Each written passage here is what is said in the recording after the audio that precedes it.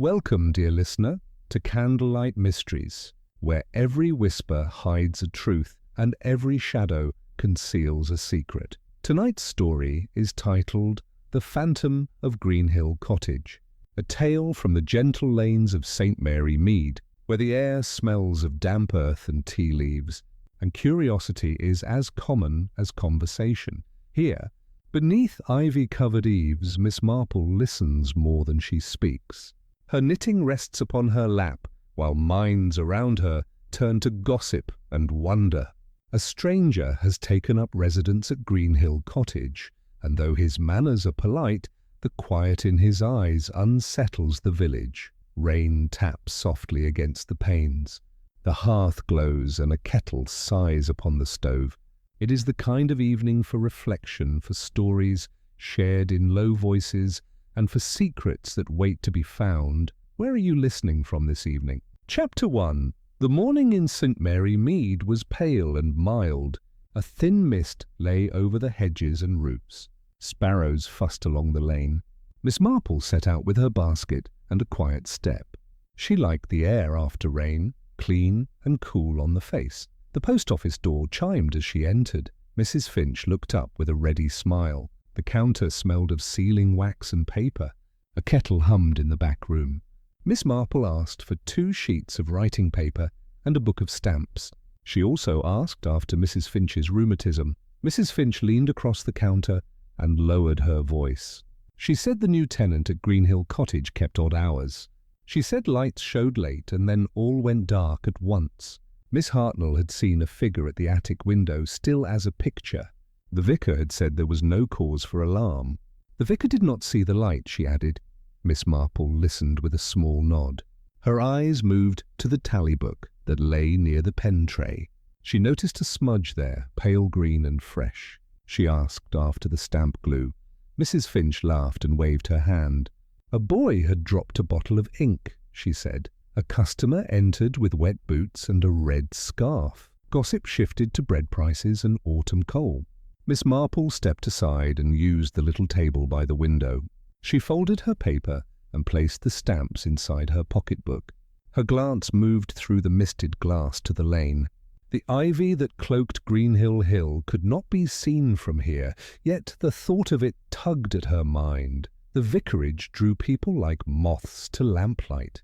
That afternoon there was tea on the vicar's sideboard. The vicar spoke in calm phrases about charity and patience.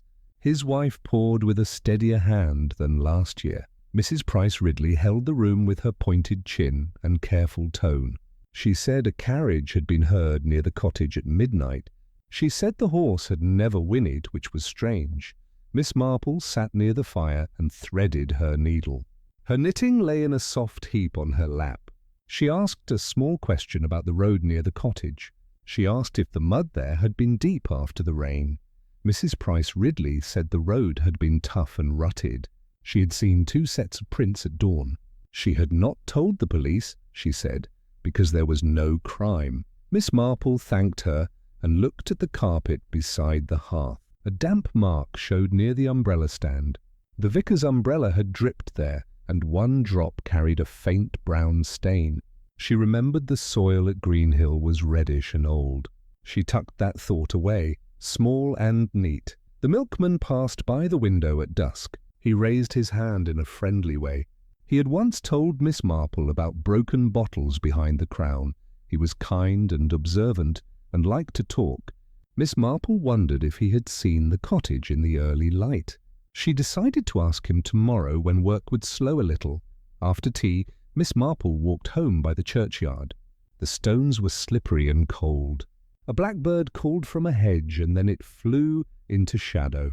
She paused at the lich gate and watched the road curl away. A cart had passed there, and a thin line of shingle showed.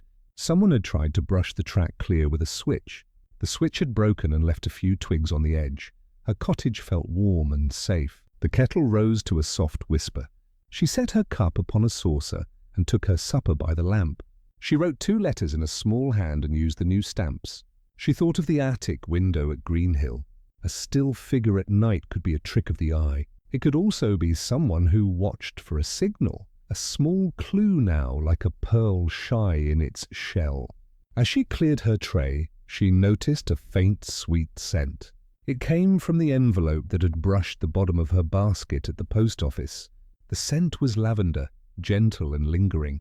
It suited a hand that wrote with patience and with care. Morning found Miss Marple at Greenhill Lane. She carried secateurs and a small coil of twine. The hedge along the lane had grown shaggy in the rain. She had promised to clip a few branches for the mother's circle. The cottage stood a little back from the road, shy and green. Ivy wrapped it like a shawl pulled close. The garden gate was painted a tired blue. Mr. Lyle opened the gate with a polite bow. He was young for a recluse and had careful hands. He said the cottage kept out the wind, and that was all he wanted. Miss Marple praised the neatness of his step. He wore sturdy boots with a clean polish. The polish held a dull streak of reddish clay. She noted it with a small inward breath. They walked the garden paths with light remarks. Mr. Lyle spoke of roses that would need bracing in frost. He spoke of a porch repair that could not wait. He did not mention the attic. He did not mention late lights.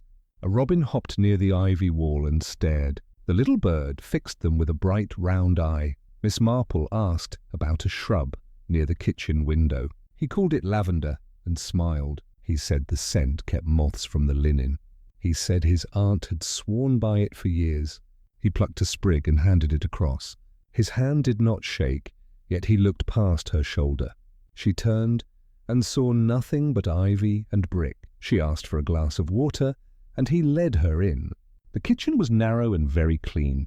Copper pans hung above the range. A small tray sat near the sink with 2 cups. One cup held a pale ring of tea. The other cup was chipped along the rim. Miss Marple touched the tray with a finger and smiled. A second clue now set like a pin. She saw a damp mark on the sill by the back door. The wet shape was an oval with serrated edges.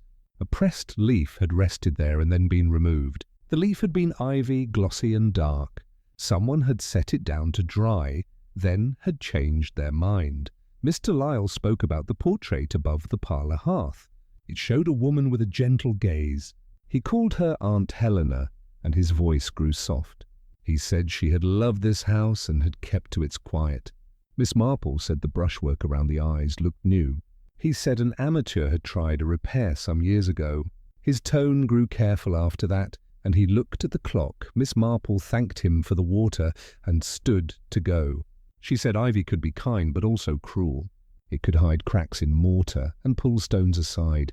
He smiled and said he would keep an eye on it. He said he liked the green more than the grey. She stepped into the lane and felt the mist lift. At the curve of the hedge she paused and looked back. The attic window stood dark and blank. A lace curtain hung in a slight tie. The tie was wrong for a tidy mind. It was knotted in haste and not near the centre.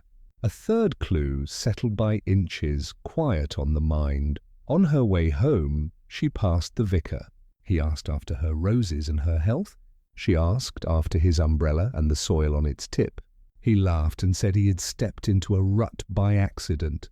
He said he had visited Greenhill the day before. He had been asked to pray in the parlour for a memory. He smiled and said such prayers sometimes soothe the living more. Miss Marple thanked him and walked on.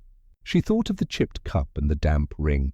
She thought of the lavender sprig and the careful hands. She thought of the knot in the lace and its rough haste. The village moved with its gentle rhythm, steady and warm.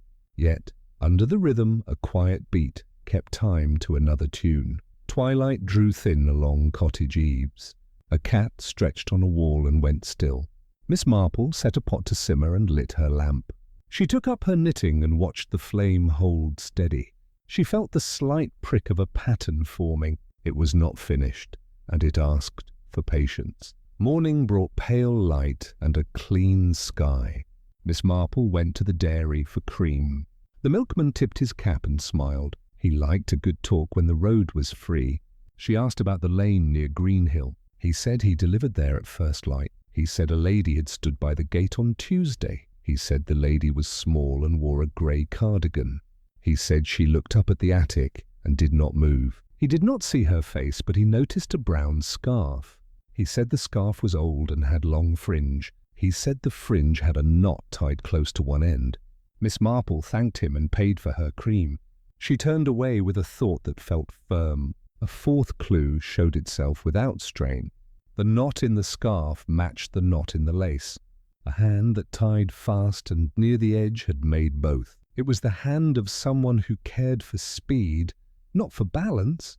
That hand had visited the gate at dawn and watched the window. At the high street, she met Mrs. Price Ridley. Mrs. Price Ridley carried a parcel and sharp opinions. She spoke of the strange carriage seen at midnight. She said the horse made no sound because it was a hired van. She said the van had stopped near the cottage, then moved on in silence. She said the driver wore a cap pulled low. Miss Marple asked what was delivered at that hour. Mrs. Price Ridley did not know. She said the van left the same way it came. Miss Marple called at the post office before noon.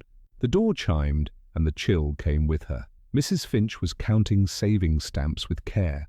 Miss Marple asked if any misdirected letters had turned up. Mrs. Finch said there had been one the week before.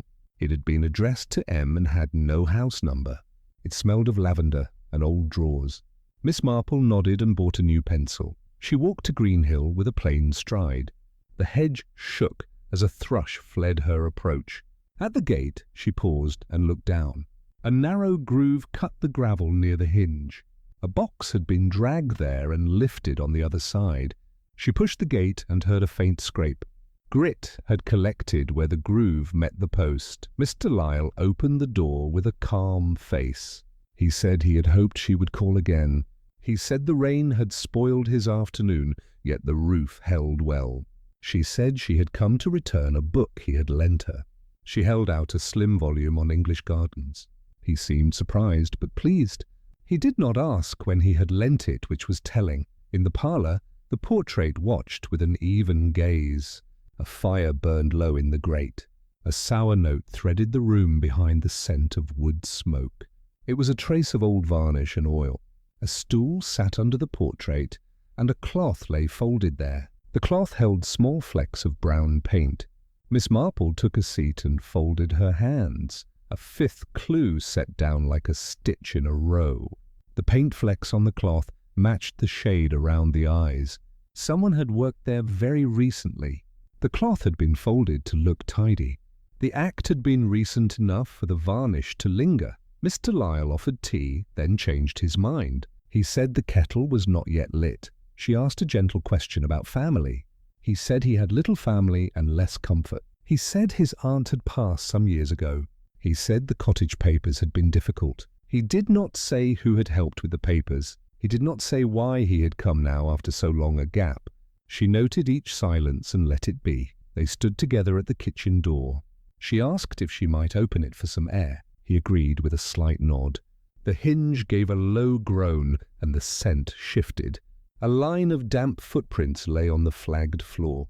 The prints were small and close together. They ran from the door to the pantry and back again. A sixth clue placed itself with gentle care. One print showed a tiny notch by the heel. The notch matched a common lady's boot from the village. The size matched a foot near to Mrs. Finch or Miss Hartnell. The stride was careful, like someone who knew the path in dim light. The house had known a visitor who felt at home. Miss Marple spoke about ivy and what it hides. She spoke about how nets are woven from small threads. She spoke about tea and how cups keep history in rings.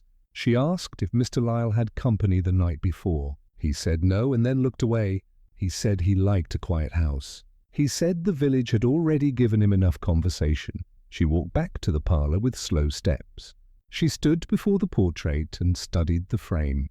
A narrow gap showed at the lower edge. Dust lay on the frame, yet the lower edge was clean. She pressed the edge with 2 fingers and felt a click. The portrait swung forward on a hidden hinge. Behind it lay a shallow recess lined with old paper. In the recess sat a small tin box. The box bore the name Helena Lyle in neat script. It smelled faintly of lavender when opened. Inside lay letters tied with brown ribbon. There was also a folded paper marked Deed and a key on a worn string. Miss Marple looked at Mr. Lyle with a calm face. He looked at the floor and said nothing. A seventh clue stood plain at last. The lavender scent matched the misdelivered letter. The ribbon knot matched the scarf fringe and the lace tie. The same hand had handled these things with haste and care. Miss Marple asked if Mr. Lyle knew the hand. He said he did not know for certain. He said he hoped he did not know. She closed the box and replaced it. She settled the portrait with a gentle press. She said the hinge would need oil to keep quiet. He thanked her in a low voice and asked if she would take tea after all. She declined with a kind smile. She said she would send some scones from the mother's circle. He bowed again and watched her leave. On the lane she met Mrs. Finch with a parcel. The parcel was small and wrapped in brown paper. A corner was damp where steam had touched it. Mrs. Finch said she was running a kindness errand. She flushed and looked away. Miss Marple admired the firm knot in the string. She said it would not come loose on the walk. Evening came with soft cloud and a pale moon. Miss Marple made tea and sat by her window. She looked at the line of roofs and the dark stitch of hedge. She wrote a few notes in a small book. She wrote that Greenhill hid more care than danger. She wrote that a woman watched the attic for a sign.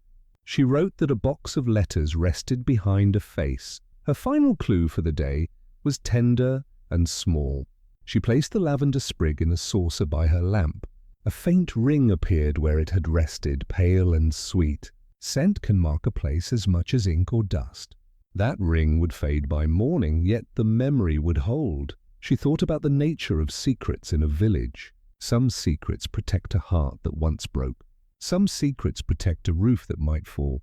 She thought of Mr. Lyle and his careful boots. She thought of a woman with a scarf and a swift knot. She thought of letters that asked for forgiveness and found no address. Miss Marple drew a simple moral for this day. People hide things when the truth would cost them a little pride. They also hide things when the truth would cost another a home. She wished both costs were lighter. She wished people would let kind facts sit in daylight. She believed the village would allow that, given time. Her eyes moved to the clock, steady and sure. She set her knitting on the arm of the chair. She closed her notebook with a quiet hand. Tomorrow would bring the milkman's route again. It would bring the vicar's round and a word or two.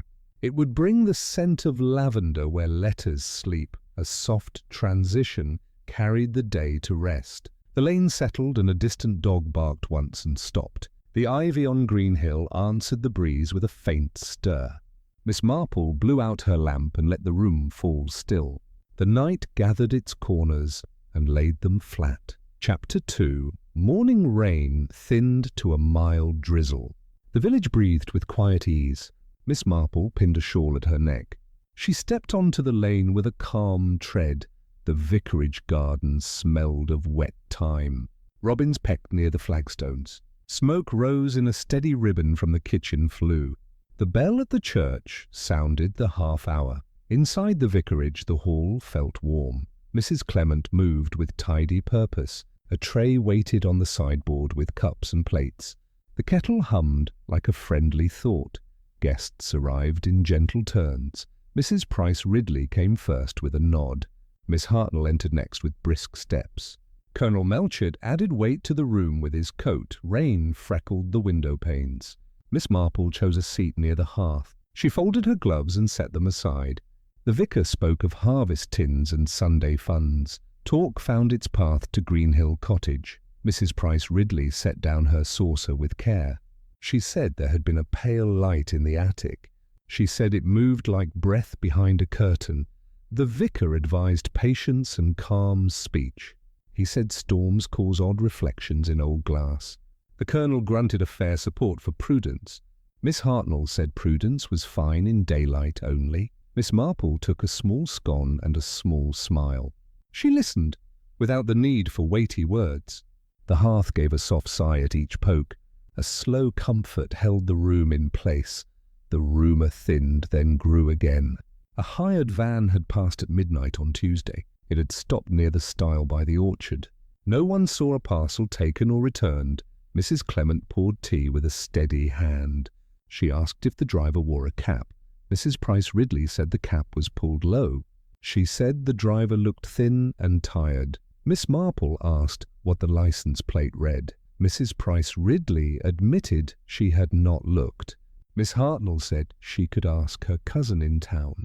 The Colonel frowned at loose talk about vans. A first clue revealed itself like a shy guest. Miss Marple noted the vicar's umbrella by the door. The ferrule bore a pinch of reddish clay. Rain had dried upon it in a neat stain. Conversation softened into parish matters again. A hymn choice for the evening was proposed. The milk fund was 2 shillings short of aim. The kettle asked for more flame and got it. Miss Marple sat very still for a while. She watched the order of hands and cups. She watched how Mrs. Price Ridley handled her saucer. The saucer's rim had a fine hairline crack. The vicar glanced toward the clock. He spoke kindly of hope and daily patience. He said shadows look taller in rain. He said goodwill shortens the road during hard seasons. Miss Marple asked about past owners of Greenhill. The vicar named Helena Lyle with plain regard. He said she had left few friends and many quiet deeds. He said her grief had turned inward at the end. Mrs. Clement brought a fresh plate of scones. She set down a jar of quince jam beside them. The jar had a label in an old, careful hand. It read Helena with a faded flourish at the tail. Miss Marple felt the second clue come to rest. The jar stood where visitors could read the name. The label kept its curl, though the glue had thinned. Someone here wished a certain memory to remain near. A knock sounded at the side door. The milkman stepped in with a quick apology. He brought news of late deliveries on the lane.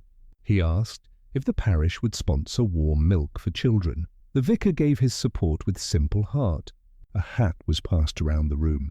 Coins chimed in a modest chorus. Miss Marple added a coin and a word of thanks. The milkman cleared his throat before leaving. He said a small woman had waited by the cottage gate. She had held a parcel under a brown scarf. She had looked up once at the attic. Miss Hartnell asked if he knew the woman. He shook his head and smiled politely. He said her shoes were stout and plain. He said the scarf fringe had a knot near its end. Miss Marple folded that detail with care. The knot was a habit rather than a choice. It tied lace and string in the same way. It explained speed over symmetry in small matters. Rain eased into a faint mist. The guests drifted through easy talk again. The vicar brought out a faded parish ledger. He said there was an odd entry from years back. The ledger spoke of a gift to the poor. It bore the name H. Lyle in a tight script. The sum was modest but steady across months. The entry ended 3 days before Helena's passing. Miss Marple asked who kept the ledger then. The vicar said his father had kept it. He said the handwriting on the last entry was not his father's. He said the last hand was a woman's. A third clue settled like a stitch, drawn true. The last entry hinted at trust, moved in silence. A woman had written where a man should have written. The date sat close to grief in that house. The kettle sighed again for its rest. Mrs. Clement set the teapot on a fresh trivet. Miss Marple noticed the trivet's ring upon the cloth. Heat had darkened the linen to a light taupe. She looked toward the window, then back to the fire. The talk slowed and found a calmer shape. In that lull she traced the pattern so far. Someone moved between the cottage and the village at dawn. The village gossip found new footing after tea. Mrs. Price Ridley returned to the attic light. She said she saw a flicker at 10. She said she saw it again after midnight. The Colonel warned against chatter that breeds fear. He said windows reflect the neighbours' lamps. He said rain scatters light and makes odd sights. The vicar agreed with a gentle nod. Miss Marple asked if anyone spoke with Mr. Lyle. The room grew respectfully cooler. Mrs. Clement said he was polite and private. Miss Hartnell said he was civil and firm. Miss Marple rose and looked at the mantel clock. She asked about the jar of quince again. Mrs. Clement said it had been found in a pantry box. The box had been delivered from Greenhill last week. A fourth clue clicked into place with neat grace. The jar had travelled from the cottage to the vicarage. Its label bore Helena's name with a steady hand. A pantry box had changed houses without fuss. The milkman returned to the door with a note. He had forgotten a receipt for the vicar. He said he met Mrs. Finch in the lane. She had carried a parcel tied with brown string. Miss Marple thanked him with kind words.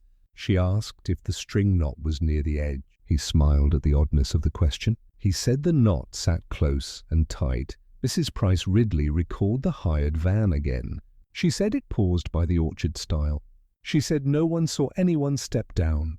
She said the van moved on without a sound. Miss Marple felt the room turn back to warmth. The kettle quieted as the flame rested low.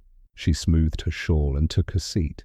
She let the conversation meander around her. Observation called for a slow patience today. She watched hands pass cups in steady rhythm. She watched eyes move when Greenhill was named. She watched the vicar reflect before each answer. The ledger lay open on the sideboard. A dog-eared page showed a list of gifts. Names of givers stood in a narrow column. Miss Marple saw a tiny smear beside H. Lyle. She asked the vicar about old inks. He said his father mixed iron gall at home. He said the mix stained fingers a pale brown. Miss Marple considered the ferrule on his umbrella. A fifth clue rose with quiet certainty. The reddish clay on the ferrule sat with brown stain. Rain would have blurred both if they were fresh. The marks were from yesterday, not last night. Mrs. Clement invited the group to the kitchen. A fresh kettle needed tending by careful hands. Plates and cups would travel there for washing. Miss Marple offered to carry the jar of quince. The kitchen was tidy and scented with soap. A tea towel hung from a peg by the door. A row of cups dried on a wooden rack. The floor showed a faint trail of damp steps. Miss Marple set the jar near the sink. She looked at the tea towel without touching. The towel bore a faint lavender smell. The smell was stronger near one edge than the other. A sixth clue placed itself like a calm bead. Lavender marked the towel where a hand had pressed. The same scent had marked a letter at the post office. The same scent held to the tin box at the cottage. Mrs. Clement came in with a stack of plates. She asked if Miss Marple found the towel clean. Miss Marple said it was very clean and well aired. She asked if lavender water was used on wash day. Mrs. Clement said she used only soap flakes. She said lavender came now and then from gifts. She said a neighbour sometimes left small sachets. She said the sachets helped keep moths at bay. Miss Marple stepped to the back door for air. She looked down at the mat in a natural way. A thin line of gravel lay along the edge. It matched gravel from Greenhill Lane. She returned to the parlour with the others. The vicar thanked everyone for their help. The colonel folded his coat over his arm. The guests began to part with mild cheer. Miss Marple stayed a moment longer by the fire. The ledger still lay open to the final year. She traced the shape of the last entry without touching. The script slanted to the right and dipped at the tail. Quiet revelation moved through her with care. The last writer shared a hand with the jar label. The tail on Helena matched the tail on the ledger entry. The hand was a woman's hand, practiced in patience. She thought of a woman at the gate at dawn. She thought of a scarf with a knot near one end. She thought of a towel marked with lavender. She thought of a pantry box that changed houses. She asked the vicar a gentle question. She asked if a box had come from Mr. Lyle. He said it came by way of Mrs. Finch. He said she brought it as a kindness errand. The pattern grew clear without strain. Mrs. Finch moved between the cottage and the vicarage.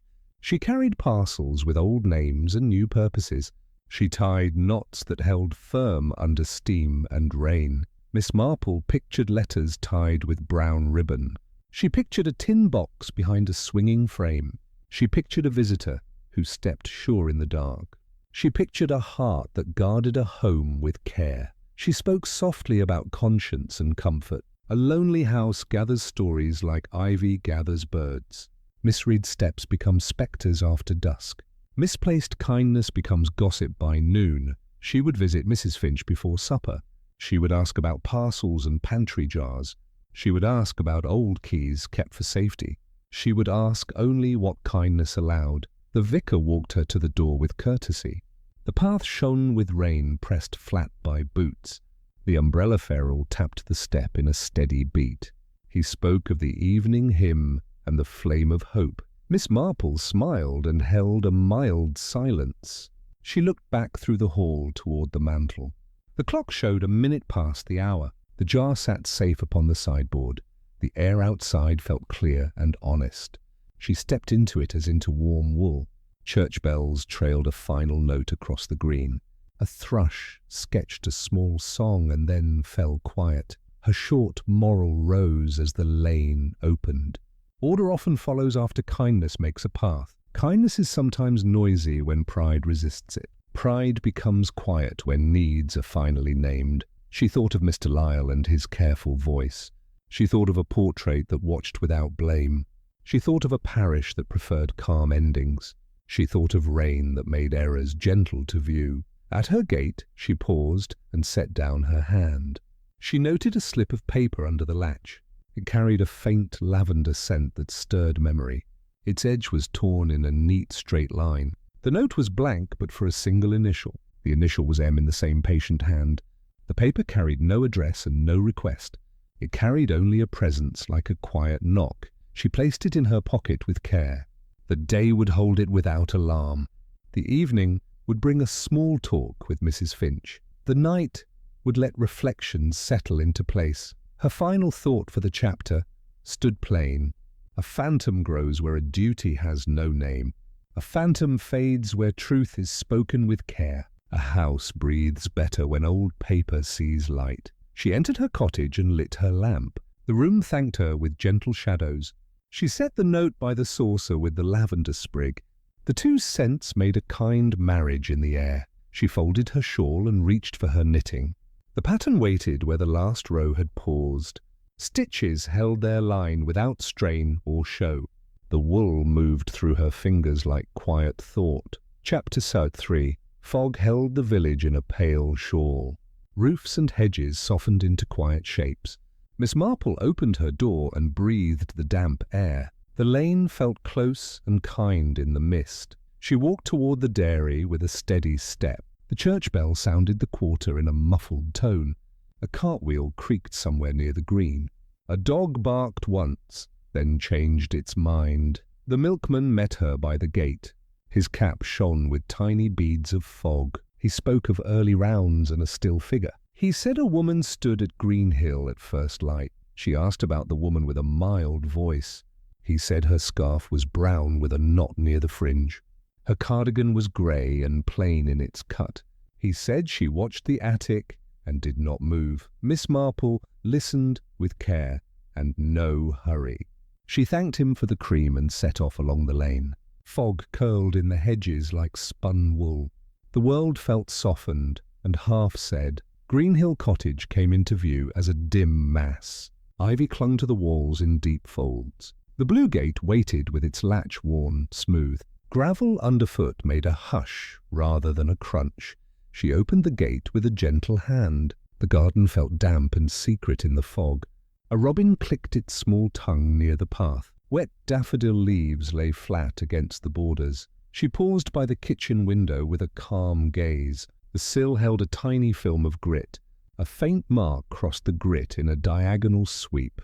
A finger had cleared a line to look inside. Mr. Lyle stepped out from the back door. His coat was buttoned and his hair neat. He greeted her with courtesy and a guarded smile. He said the morning felt quiet and thick. Miss Marple asked after his sleep and his roof. He said the roof held firm and he slept enough. He offered tea but said the water was slow to boil. He looked at the path as if for help. They walked the garden paths with short remarks. The rose canes wore beads that shivered at each touch. A slate square near the porch sat out of true. Mr. Lyle nudged it with the tip of his boot. The fog folded and released the orchard edge. A shape moved there, then went still. Miss Marple stood very still and let her breath ease. The shape became a bush when the fog shifted. She knelt by the border and touched a leaf. Moisture clung to her glove and made a cold print.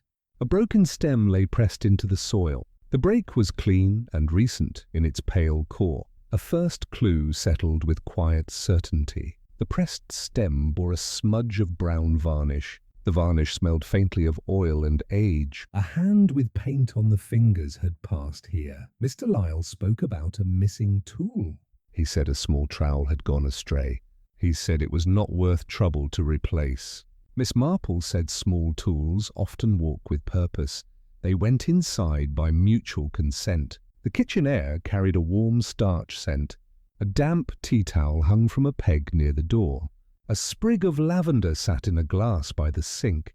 Miss Marple asked if he liked the scent. He said his aunt had kept lavender in every drawer. He said it kept linen calm and safe. His voice dropped at the mention of his aunt. She looked at the towel with a mild eye. One corner had a faint grey smear. The smear showed 2 lines close together. A key had dried there after a recent wash. She stood near the pantry and noticed the shelf. A space showed where a box might sit. The dust line drew a neat rectangle across the wood. The box had been moved within a day. They carried their talk to the parlour by slow steps. The portrait looked down with a steady gaze. The fire sat low and made a small sound. The stool under the portrait had been moved aside. Miss Marple asked a gentle question about callers. He said he had few callers during the week. He said Mrs. Finch had brought a tin on Sunday. He said it held jam with an old label.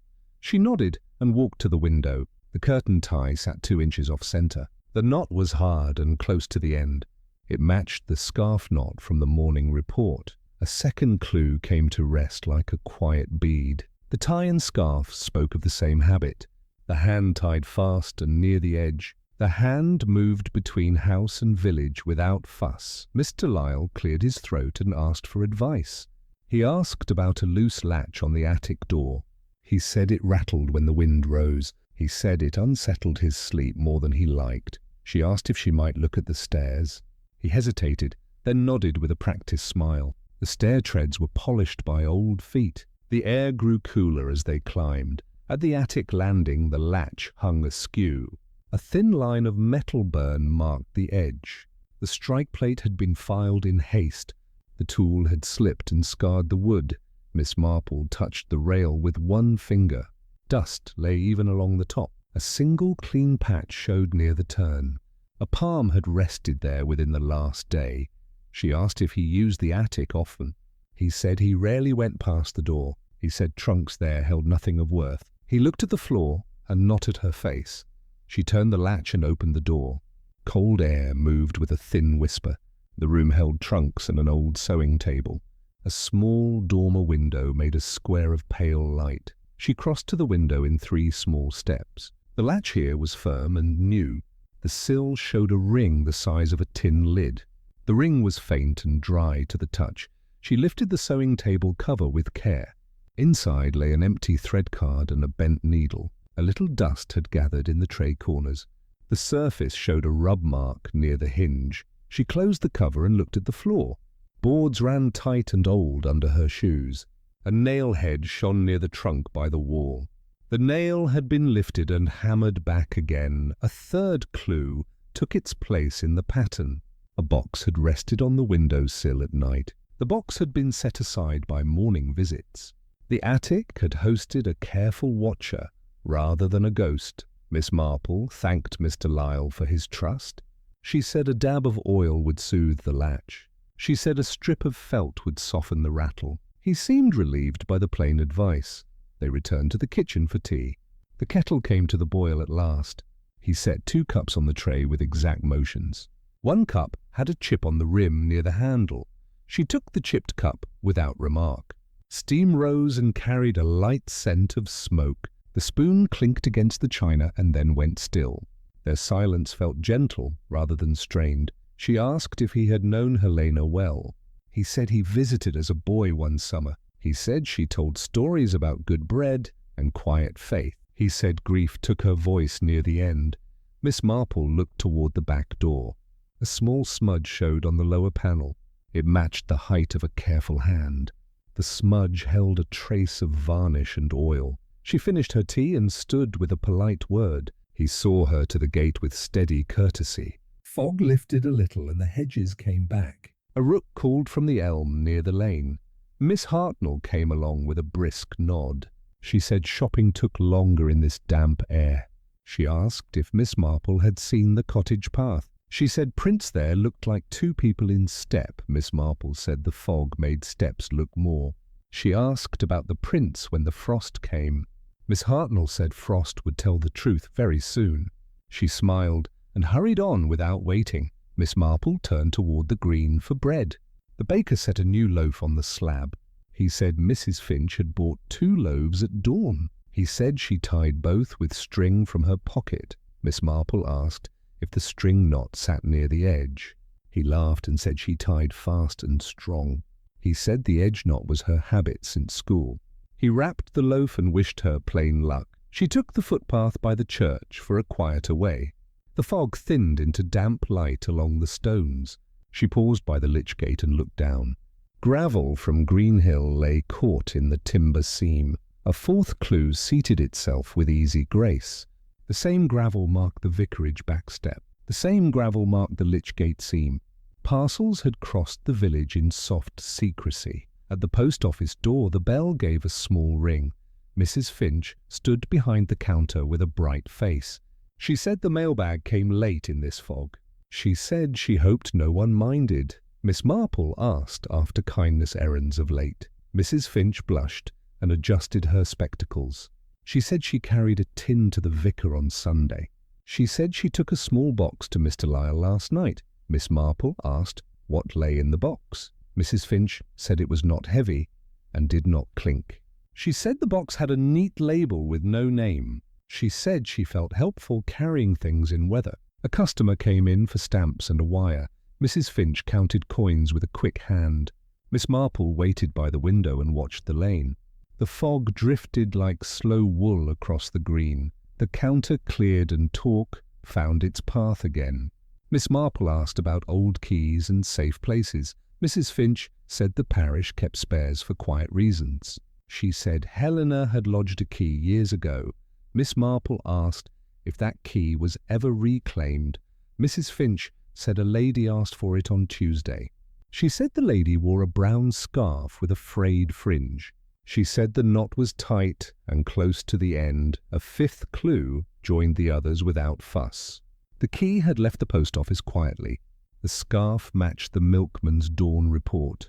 The lady moved with purpose along familiar lanes. Miss Marple thanked her and stepped back outside. The fog seemed kinder after plain speech. She walked to Greenhill by the longer road. The orchard trees rose like simple posts in the mist. At the cottage gate, she crouched to check the hinge. The groove at the gravel line had deepened by a hair. A box had dragged there twice since yesterday. The hinge showed a faint scrape where grit had gathered. She lifted the latch and passed into the garden. A blackbird scolded and flew along the hedge. Daffodil shoots pressed up through wet soil in a row. One shoot lay crushed under a soft heel. She stood still and let the garden speak. The crushed shoot pointed toward the back door. The path held a pale thread caught on a thorn. The thread was brown wool with a twist like scarf yarn. She took the thread and wrapped it on a pin. The act felt tidy and kind rather than bold. She turned as the back door opened. Mr. Lyle stood there with a puzzled face. He asked if she had lost her way in the fog. She smiled and said she hoped not. She asked for a word about parish matters. He stepped aside and welcomed her in with care. The kitchen smelled of tea and fresh tinder. A boot rack by the door held 2 pairs. One pair was his size with a clay notch. The other pair was smaller and neatly brushed. She asked if he had company last night. He said Mrs. Finch had brought a box after dark. He said she stayed for a minute and then hurried home. He said he was grateful for neighbourly help. She looked at the table without touching. A shallow dent marked the grain near the edge. Rope had pressed there while someone tied a parcel. A spool of twine sat open on the shelf. She asked about the attic latch in a light tone. He said the rattle was less after a small oiling. He said he would fit felt when he had the time. He looked relieved to speak of simple work. They moved into the parlour for a brief rest. The portrait gazed in even temper above the fire. On the hearth sat a small brass box with a key. The key bore a smear of grey from the tea towel. She asked if the brass box was new to him. He said he found it in a trunk in the attic. He said the trunk belonged to Helena in her youth. He said the lock still turned in a clean way. Miss Marple asked if she might lift the lid. He nodded and watched with quiet eyes. Inside lay a folded paper and 2 old letters. The paper bore the word deed in a dry hand. She did not read the letters and closed the lid. She said the paper would need the vicar's witness one day. He nodded with a careful breath. He said he hoped that day would be kind. A 6th clue took form like a line in knitting. The brass key matched the towel smear. The towel smelled of lavender near one edge. The same hand wiped the key after a late visit. There was a small sound at the back door. Mr. Lyle went to the kitchen and spoke a name. Mrs. Finch stood there with a parcel and a smile. Steam had marked one corner of the brown paper. Miss Marple greeted her with warm ease. Mrs. Finch said she brought soup for a chill day. She set it down and fussed with the knot. The knot sat tight and close to the parcel edge. Mr. Lyle thanked her with plain gratitude. He asked if he might walk her back to the lane. She declined and said she knew every stone. She left with a quick step and a tidy glance. Miss Marple remained by the hearth a moment. She heard the faint creak of the gate. She looked at the stool under the portrait. A single speck of varnish dust rested on its seat. A 7th clue rested as softly as dust can. Someone had worked near the frame after her last visit. The dust held the faint smell of oil. A careful hand had adjusted the hinge in the night. Mr. Lyle returned with a quiet face. He said Mrs. Finch moved faster than anyone in fog. He smiled and then grew thoughtful near the fire. He asked if people would stop talking soon. Miss Marple said, "Talk grows when care is hidden." She said talk fades when care is named with kindness. She said a house breathes better when drawers are opened. He listened and warmed his hands by the grate. She stood and took her leave with calm words. He thanked her and looked almost lighter. The fog had thinned to a pale gauze at the lane. Birds began to speak in short notes from the hedges. On the way home, she met the vicar by the stile. He asked if the cottage felt quiet today. She said quiet can have many meanings. He nodded and spoke of the evening hymn. She walked on and let the rhythm return. The village moved with its old soft order. A cart rattled near the crown and then fell still. The bell in the church tower marked the hour with poise. Reflection rose like steam from a gentle pot. Fear grows where duty is nameless and shy. Duty grows where love is steady and plain. A phantom is often kindness wearing another face. She thought of a woman watching the attic at dawn. She thought of a key wiped clean on a towel. She thought of a scarf knot tied near the edge. She thought of a box that waited behind a face. Her step stayed even as the path levelled. She passed her gate and turned toward her door. The lavender sprig by the saucer kept its scent. The room would hold it as evening came near. She wrote a short line in her small book. The hand with the knot protects a memory. The memory keeps a house upright and safe. The village must be given the right words in time. She set her pen down and folded her shawl. The kettle began to hum in its steady way. Rain ticked once on the sill and then stopped. A pale light filled the room with peace. Chapter 4. Morning came with a thin light and a mild chill. Sparrows busied the hedge with soft motion. Miss Marple opened her gate and looked at the lane. The village felt tidy after the night's quiet. She walked to the post office with an easy step. The bell gave a small ring as she entered. Mrs. Finch stood behind the counter with a brisk air. The room smelled of string, paper, and weak ink. Miss Marple asked for envelopes and a pencil. Mrs. Finch handed them across with a friendly nod. Then she lifted a letter from the side tray. It was addressed to M in a neat old hand. She said the letter came in with the early sort. It held no house number and no street. It carried a faint scent of lavender and starch. She asked if Miss Marple would pass it along. Miss Marple considered the envelope without touching. The paper looked old but not brittle. The seal was simple and pressed without flourish. The stamp sat straight as if placed by a calm hand. A small whisper of gossip drifted in with Mrs. Price Ridley. She said Mr. Lyle had taken to walks at dusk. She said the attic lamp flickered and then steadied again. She spoke of a carriage that never seemed to clatter. The vicar entered with a mild smile. He asked for a packet of notes for the bazaar. He greeted Miss Marple with warm courtesy. His umbrella leaned near the door with its ferrule clean. Miss Marple asked about the parish box of spare keys. He said such boxes are kept to spare a tear. He said the box had been quiet of late. He said names inside were faded but not lost. She bought the pencil and the envelopes. She asked if anyone else had received a letter with no address. Mrs. Finch said only this one appeared today. Her cheeks held a faint colour that did not leave. Outside, the lane held a soft breeze. Miss Marple walked toward Greenhill with a calm mind. The blue gate stood where it always had. Ivy rested on the stone like a careful shawl. She paused before the gate and looked down. A few crumbs of sealing wax lay near the hinge. The crumbs were pale and slightly sticky. They told of a letter opened in haste near the road. Mr. Lyle opened the door with a quiet face. He welcomed her with his usual courtesy. The kitchen was warm and smelled of baked bread. A kettle murmured on the range like a patient friend. She asked if he expected a letter. He said no and smiled in a careful way.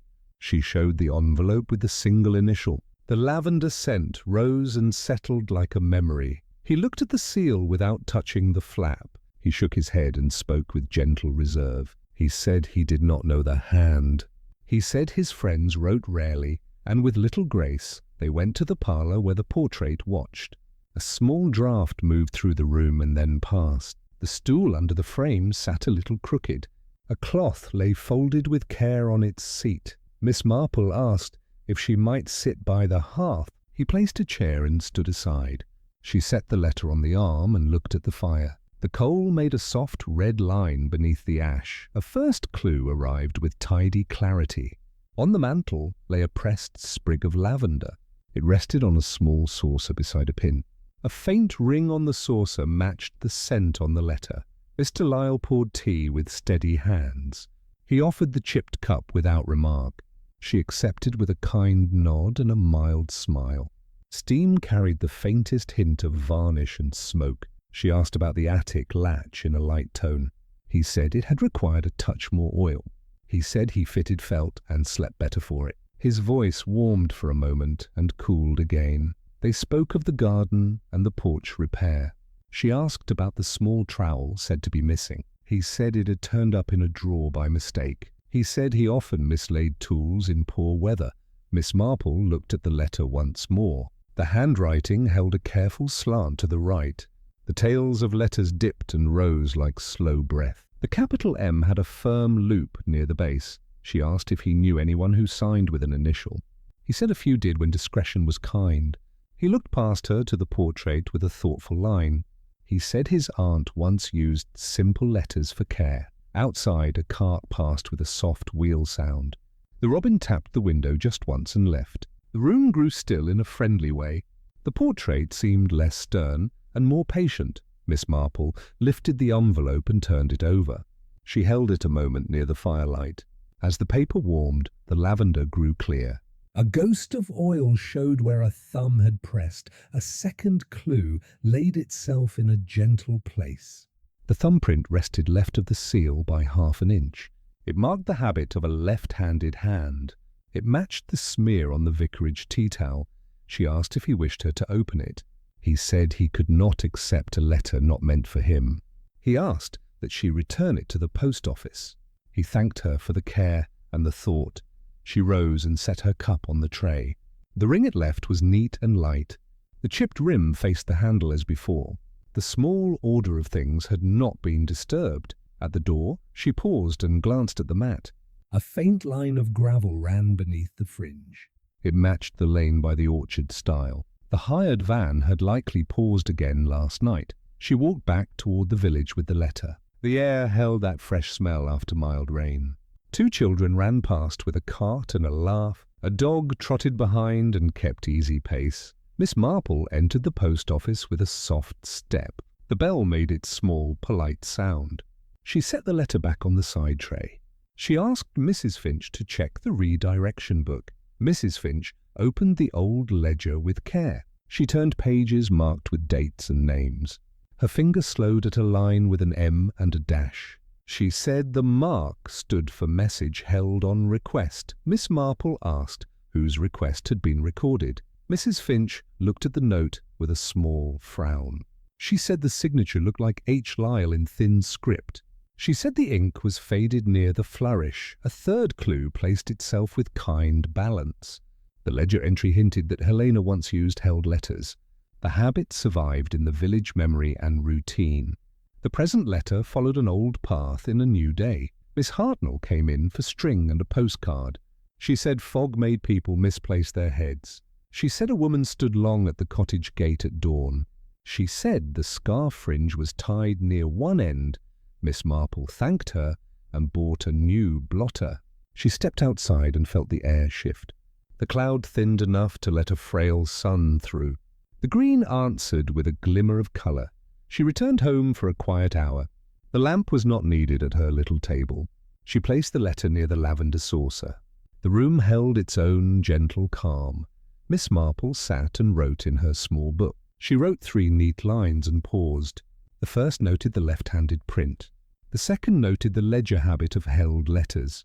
The third noted the faint wax grit by the gate. She set down the pencil and listened. The village made its soft sounds beyond her hedge. Hooves clicked once near the crown and then stopped. The kettle began to hum with steady promise. A knock sounded at her door in a polite way. Mrs. Finch stood there with a parcel and a blush. She said she brought scones from the Mother's Circle. Steam showed at one corner of the brown paper. Miss Marple invited her in with warm grace. She set the parcel on the table and untied the knot. The knot sat tight and close to the edge. The string left a faint pressed line in the paper. They spoke of the bazaar and the evening hymn. Mrs. Finch asked after the misdirected letter. Miss Marple said it rested again at the post office. She asked if the ledger had many such marks. Mrs. Finch said the marks came now and then. She said Helena had asked for held letters once. She said a woman last week asked for a key and left quickly. Her cheeks coloured and then paled. A fourth clue rose with gentle clarity. The woman's errand included both key and letter. The actions matched the scent and the scarf knot. The same tidy haste moved through them all.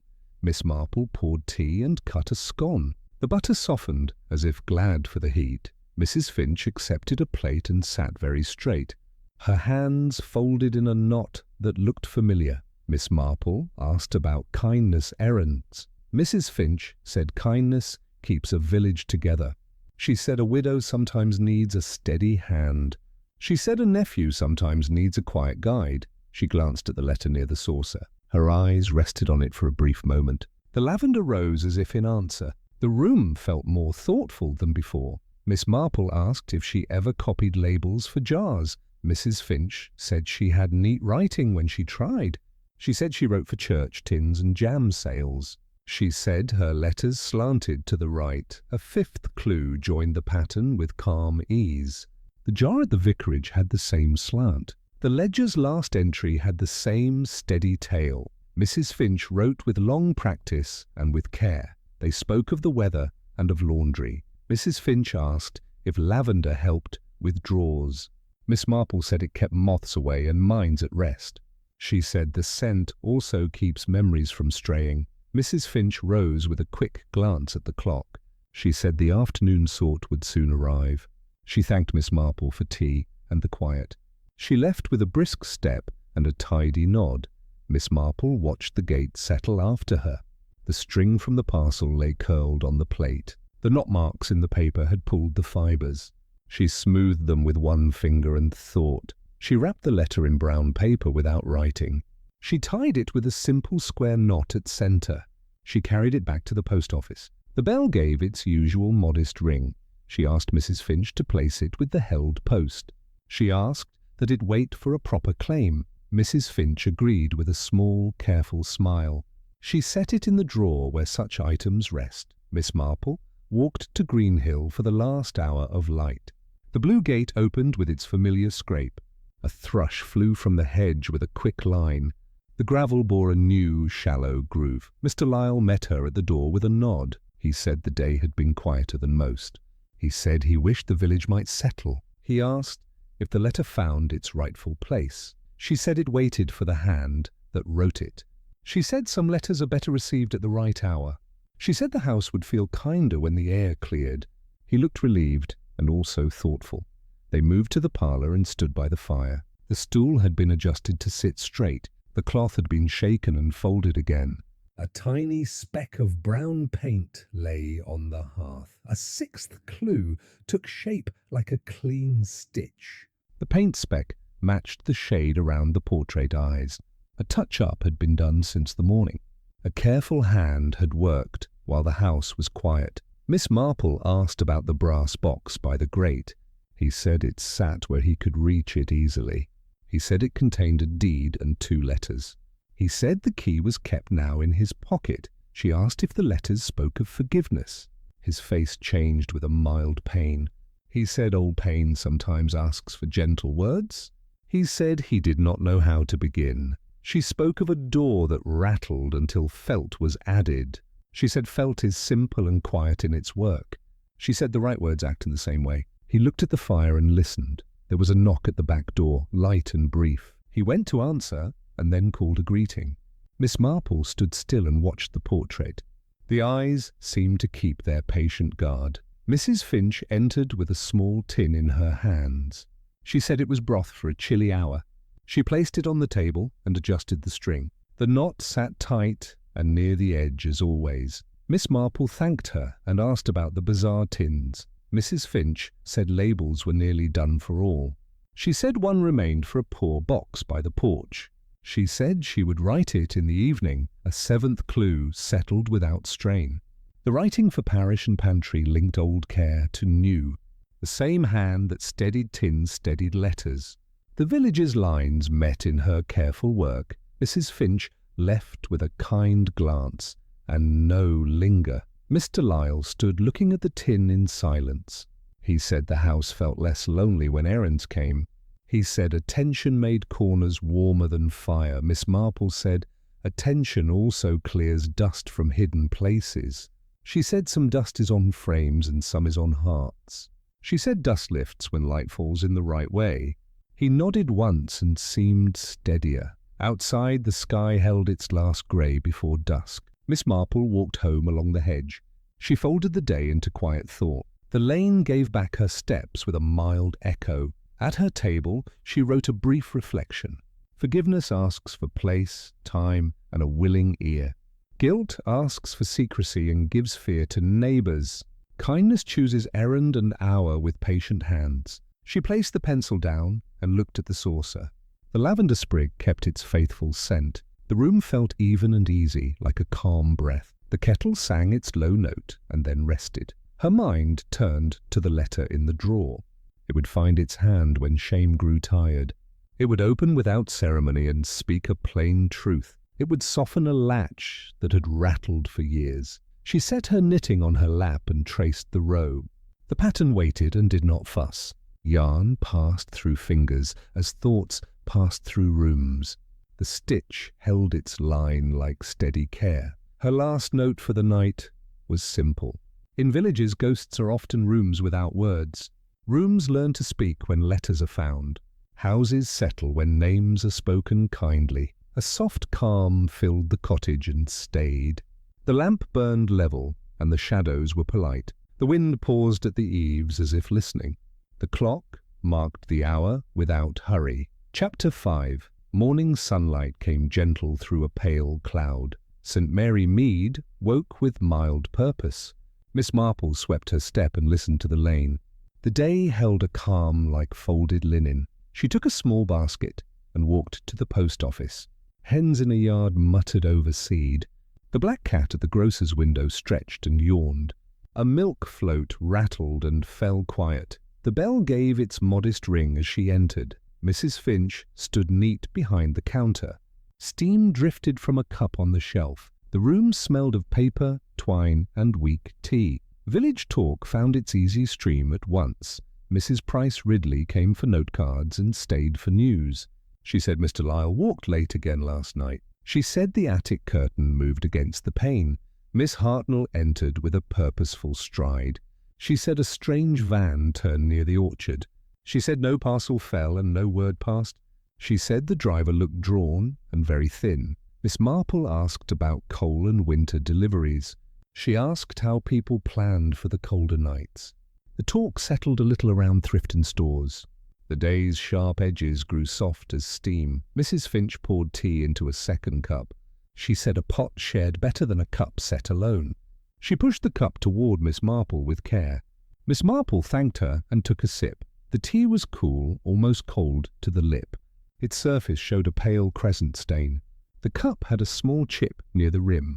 Miss Marple looked once and said nothing more. The rumour turned to the cottage again by habit. Mrs. Finch said Mr. Lyle had asked after old accounts. She said he wondered about the parish ledger entries. Mrs. Price Ridley frowned at such curiosity. Miss Marple folded the gossip into quiet thought. She placed her cup on the counter with a gentle tap. The sound felt wrong by a small degree. The counter trembled under the cup's weight. She peered over the edge as if admiring twine. The counter leg sat on a folded parcel wrapper. The wrapper had a greasy mark near one corner.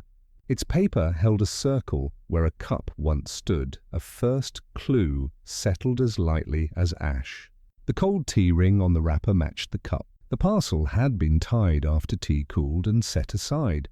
The knot marks near the edge confirmed haste. Mrs. Finch fetched a biscuit tin and changed the talk. She spoke of bizarre labels still to write. She said her eyes tired when light was low. Miss Marple praised her steady hand and patience. They moved to the small back room for sugar.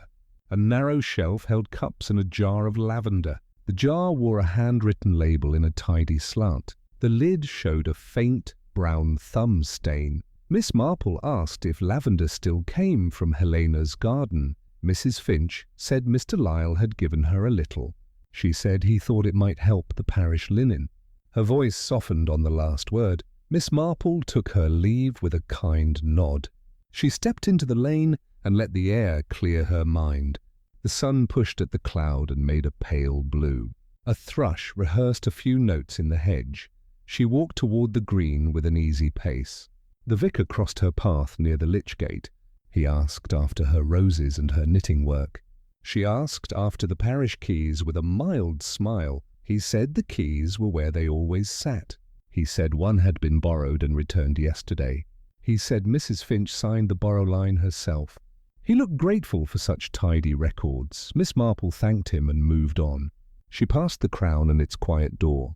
She took the footpath by the orchard for a thought's length. The field showed cart ruts faint under new grass. Greenhill Cottage stood calm in late morning light. The ivy held a steady colour along the stones. The blue gate waited with its latch smooth and worn. Gravel made a soft sound under footfall. Mr. Lyle opened the door with careful courtesy. He said the day looked kinder than most. He said he had bread just out of the oven. The kitchen air agreed with a warm smell. Miss Marple sat at the small table with poise. She watched his hands as he cut 2 slices. He set out a cup for tea and poured the hot water. He reached for a jar of jam and paused. He looked toward the parlour almost without meaning. She noticed and let her gaze remain on the bread. He set the jar down with a faint scrape. The lid dragged over a square of paper on the shelf. She asked after his sleep with a friendly tone. He said it was even now that the latch was oiled. He said the felt had done wonders for the rattle. A narrow quiet entered his voice and stayed. He asked if the village would ever stop talking. She said talk rests when duty is named. He asked what duty meant in a house like his. She said duty often means letting old papers breathe. They carried their cups to the parlour by habit. The portrait watched with a steady patience. The stool under the frame sat firm and straight. A folded cloth lay on it like a small cloud. On the mantel, a pressed lavender sprig rested. Next to it lay a pin and a small saucer. The ring on the saucer was clean and pale.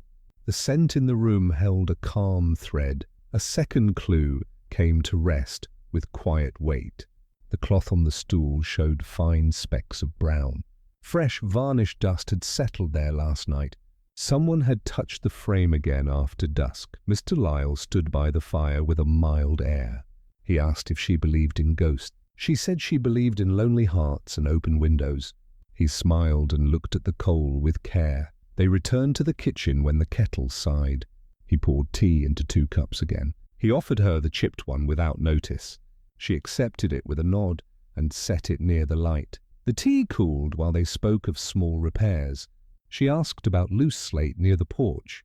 He said he would set it right after luncheon. He said a hammer lay to hand on the back step. She looked at the cup and saw a faint film. Cold tea leaves a smooth skin that says, "Wait." She placed the cup just so on the table. A ring formed on the wood, exact and even. A third clue shaped itself with quiet grace. The ring matched the circle on Mrs. Finch's wrapper. Cold tea had marked parcels and counters alike. The pattern linked the post office to the cottage table. Miss Marple rose and thanked him for his time. She said she would send scones in the afternoon. He said she was kind beyond measure, then grew shy. She left him with the calm of measured words. The lane felt bright after a day of mist. Children chalked squares near the green. The vicarage hedge glistened with washed leaves. Miss Marple walked to the post office once more. Inside, Mrs. Finch arranged packets of stamps. The bell's little ring faded into paper hush. Miss Marple laid a plate of scones on the counter. She asked if a kettle might be coaxed to boil. Mrs. Finch smiled and led her into the back room. The small kettle began its steady hum. 2 cups stood ready on the shelf. Both showed the thin glaze of long use. Miss Marple spoke of the bazaar tins with interest. She asked how many labels remained unwritten. Mrs. Finch said only the poor box label was left. She said she would write it after the late sort. The kettle clicked toward readiness and then stilled. Mrs. Finch poured and handed a cup across. Miss Marple let hers rest a moment to cool. Mrs. Finch sipped and set hers down on a folded paper. Miss Marple glanced at the fold as if in passing. The paper corner held a faint ring. The ring lay near a list of addresses. A line for Greenhill had a small cross beside it. A 4th clue settled like a stitch set true. The ring showed where cups made marks on errands. Greenhill's cross marked a parcel delivered after tea. The timing fit last night's quiet round. They took their cups to the front counter. Traffic outside made a soft cloth of sound. Mrs. Price Ridley came in and asked for blotting paper. She announced a van at the orchard again. Mrs. Finch tightened her lips at the news. She said hired vans have innocent business. Miss Marple agreed with gentle ease. She said the driver might seek a turning with less mud. The door closed and left them in a kind hush. Miss Marple asked after the spare keys again. Mrs. Finch said they were safe and signed. She said one had moved and returned yesterday. Miss Marple asked, with a small smile, who borrowed it. Mrs. Finch said she did for a parish errand. Her voice stayed steady, yet her hands folded tight. She looked down at the scones as if measuring. Miss Marple set her cup aside with care. She said kindness that moves by night can cause talk. She said kindness named by day can end it. She asked if Mrs. Finch would rather speak at her cottage. Mrs. Finch nodded once and took her shawl. They closed the post office for half an hour. The lane received them with mild air. A robin marked their steps with small, bright hops. Miss Marple's sitting room felt ready for talk. The lamp stood idle in the daylight. The lavender saucer rested on the table. Its scent held steady, calm and clear. Mrs. Finch sat with her hands together. She looked at the saucer and then away. She said Helena taught her to pack drawers with lavender. She said Helena believed scent steadied the soul. Miss Marple waited with a patient face. Silence cooled like tea set aside. Mrs. Finch looked down and spoke again. She said Helena kept a box behind the portrait. The next words came plain and low. She said Helena feared a will might be changed. She said a nephew needed fair proof and gentle timing. She said letters and the deed were meant to help. A 5th clue stood softly in full light. Mrs. Finch had moved keys and parcels for years. Her habit of tight knots came from duty, not haste. Her cold tea meant work done between callers. She told of the attic light and the dawn visits. She said a sister once came and went with care. She said the sister asked that shame not grow. She said she tied knots when shame pulled loose. Miss Marple asked about the misdirected letter. Mrs. Finch said she wrote to M because names can wound. She said she hoped a kind hand would guide it home. She said she added lavender, as Helena had done. Miss Marple spoke gently of the village talk. She said ghosts grow where no one speaks plain. She said the portrait could watch in peace if truth stood near. Mrs. Finch's shoulders eased a fraction. There was a small knock at the door. Mr. Lyle stood there with his hat in hand. He asked if he might speak with Miss Marple. He saw Mrs. Finch and paused without surprise. Miss Marple welcomed him and set a chair. He sat and held his hat by the brim. His hands were careful, though a tremor showed. He said he opened a letter held at the post office.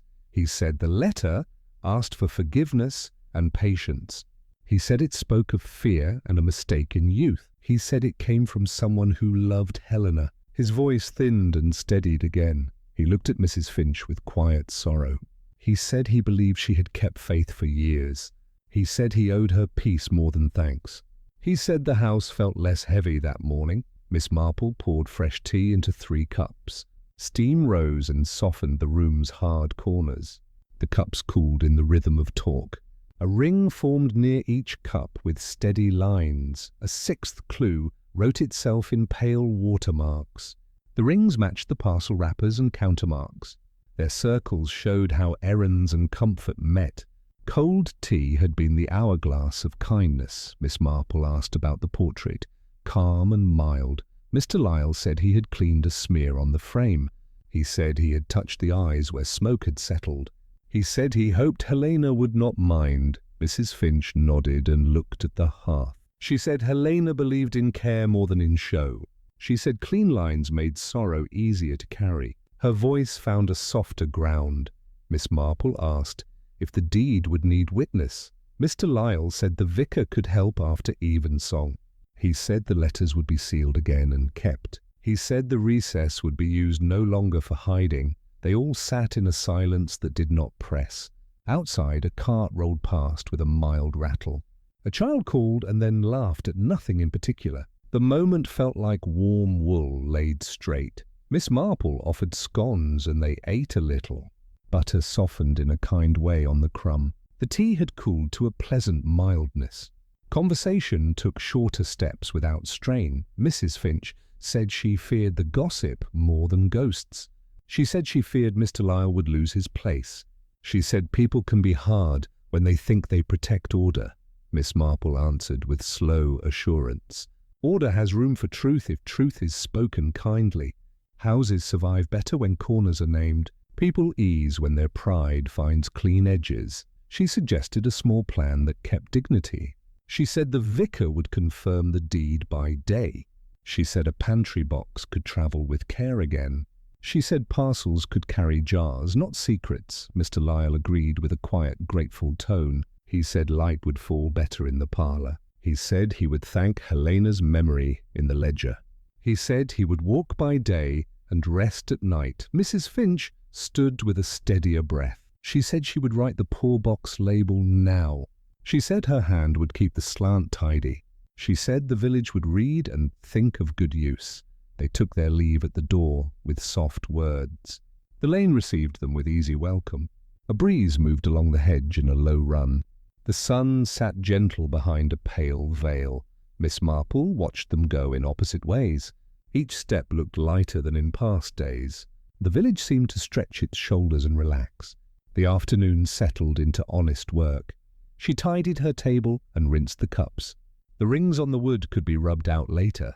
She placed the lavender saucer back in its place. The room held a clear, quiet air. She wrote a note in her small book. Cold tea is a witness that offends no one, marks time without blame or demand.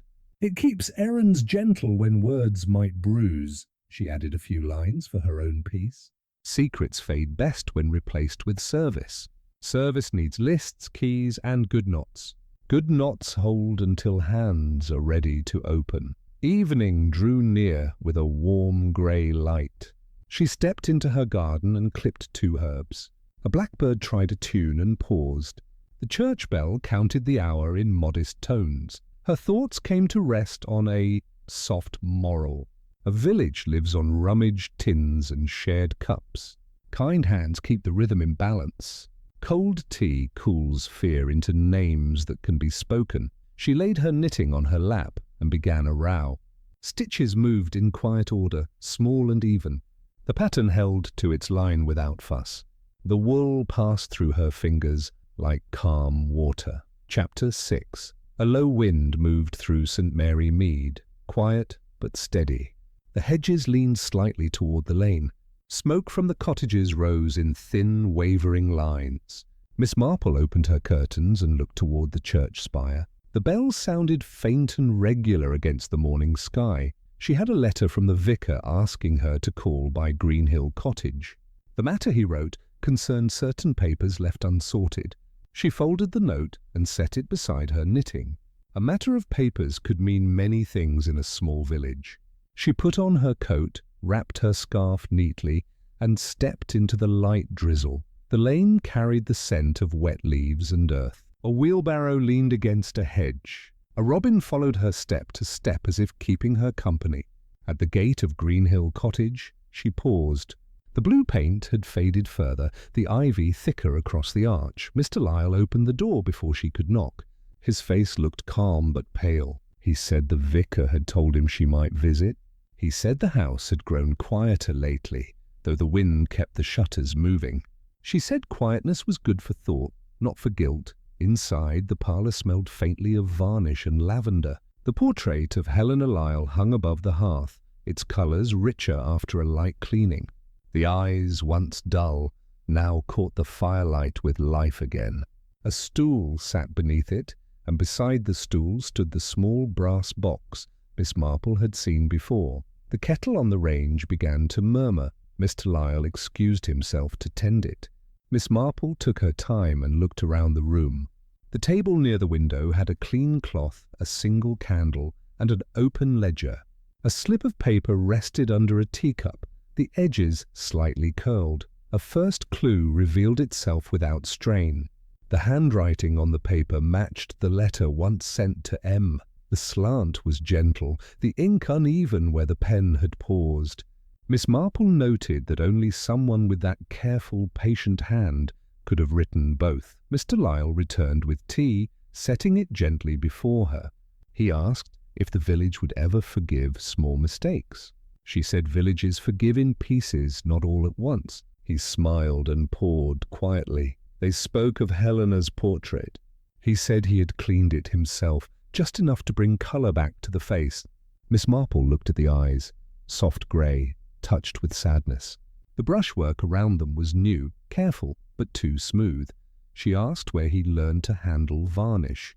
He said his aunt once showed him. He said she believed that a house's soul rested in its pictures. He added that he wished the village saw her as she truly was. The wind pressed against the shutters. The flame in the hearth flickered and found its rhythm again. Miss Marple reached for her cup, turning it gently in her hand. The pattern on the china was faint, the rim chipped near the handle. A second clue came softly into view. The cup was the same kind Mrs. Finch used for her morning tea, the same crack near the base, the same glazed tint. One had travelled here, perhaps on a kindness errand, perhaps as memory's thread. Mr. Lyle said he felt freer since certain letters had been returned. He said some secrets had hurt no one but himself. Miss Marple asked if the portrait hid anything else. He looked up sharply, then smiled. He said he had checked and found only the box. She asked where the key was kept now. He said in his pocket always. She nodded and said, "Keys are like confessions. They should not travel often." He smiled again, but this time the smile carried gratitude rather than defence. The kettle hissed from the range. Miss Marple rose to pour. Steam touched her glasses as she lifted the pot. The warmth carried a faint scent of lavender and oil.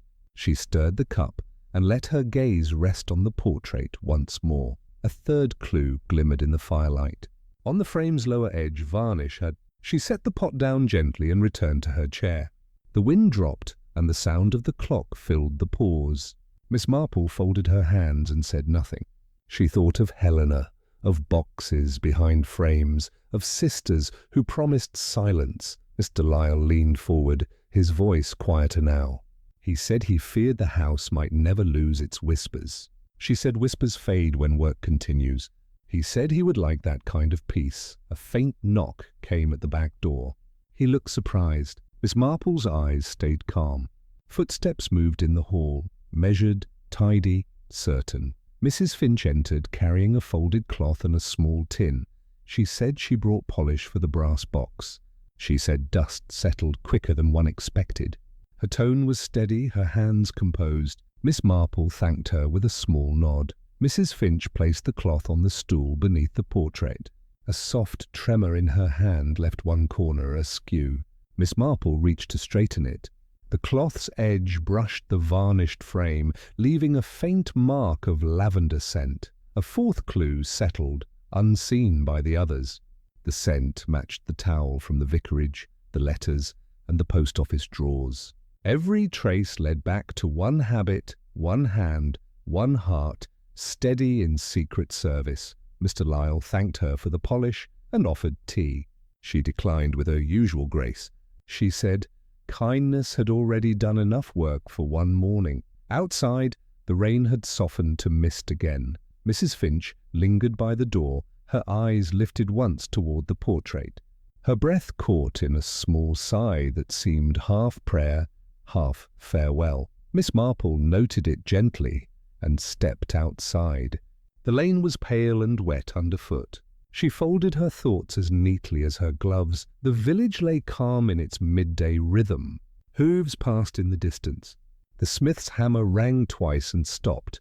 Miss Marple walked toward the vicarage to leave a note. Inside, the vicar sorted papers by the fire. He said Mr. Lyle planned to visit tomorrow. He said the deed had been reviewed and all stood proper. He said Helena's name would rest again where it belonged. Miss Marple handed him a short note. It mentioned lavender polish and portrait varnish. It asked that he make a quiet mention of gratitude at service. The vicar smiled and said gratitude always fits. She left him to his work and walked home. The sky cleared into a silver stretch of calm. Pigeons turned slow circles over the roofs. The scent of rain and smoke met kindly in the air. Back at her cottage, she made tea and trimmed her rose cuttings. She sat by the window and opened her notebook. Her notes ran in small, tidy lines, parcels, knots, tea rings, varnish dust, lavender scent. She added one last word beside them, peace. A first soft revelation settled through her. The portrait was no longer a watchful ghost. It was a bridge between silence and forgiveness.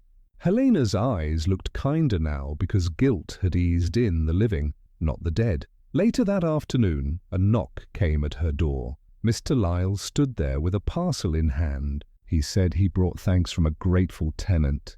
Inside was a new skein of soft grey wool. He said Helena had once ordered it but never used it.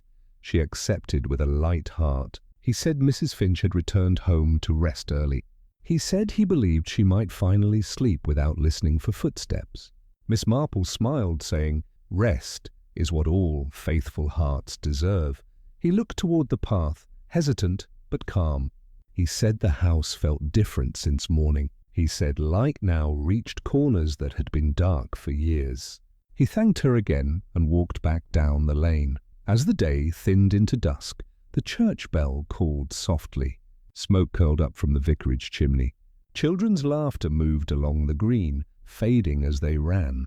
Miss Marple sat at her table and threaded her needle. A second revelation unfolded with gentle rhythm. Fear had once built the phantom at Greenhill Cottage. Love had unmade it quietly through steady errands and tied knots. The ghost had never been a presence but a memory held too tight. She poured a cup of tea, warm this time. The steam rose with a soft curl, and she smiled. The cold cup from the post office came to mind. The mark it left, the talk it started, the truth it led to. Cold tea, she thought, had been a map in disguise. The fire hummed low in the grate. She picked up the skein of grey wool. Its colour matched the fog that often lingered over Greenhill. She began a new pattern, one of simple alternating stitches. The rhythm suited the quiet mood. As she worked, she reflected on the lessons the days had brought. Villages hold secrets as cupboards hold linen, folded, scented, kept for later. Yet the fabric of life wears better when aired. Helena's story, Mrs. Finch's duty, and Mr. Lyle's guilt were all folds smoothed by patience. She paused to sip her tea. The air outside deepened to blue-grey. An owl called from the orchard beyond. Its voice sounded soft and satisfied, as if approving of peace. Miss Marple wrote a short note in her book. A picture is not haunted by the face it shows, but by the hearts that remember it too sharply. She underlined it once, closed the cover and leaned back. A knock sounded once more, Mrs. Finch this time, hatless and shy. She said she wished to return a borrowed teacup. She set it down on the table. It was the chipped one. Miss Marple smiled, saying some cups travel in circles until they find home. They shared a moment's quiet, filled with mutual understanding. Mrs. Finch's eyes held relief rather than worry. She thanked Miss Marple and turned to leave. Her shawl smelled faintly of lavender still. When the door closed, the cottage felt balanced again. The lamp burned steady, its light gentle on the walls. The wool on Miss Marple's lap caught the glow in soft waves.